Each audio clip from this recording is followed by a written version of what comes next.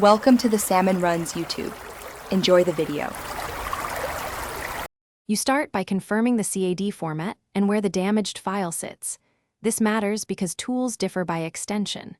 Once done, stop any autosave overwrites and make a byte-for-byte copy to a safe folder, so you always have an untouched original. Next, check the application's autosave and temp paths and grab the most recent autosave file. You'll test these copies first because they're the fastest route back to a working model. You now move into repair. Open the copy in the CAD app's recovery mode and run audit or recover commands to fix database inconsistencies. If that fails, import the file into a fresh blank document or load it in a lightweight viewer to extract geometry and references. This isolates usable entities.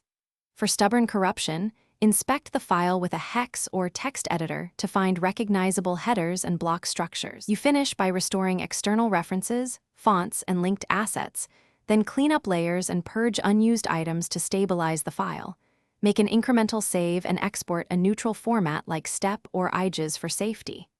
Once stable, validate measurements and constraints. If you still see crashes or missing geometry, roll back to the untouched original copy, run a disk integrity check, and retry recovery on a different machine or with updated CAD software. This often isolates hardware.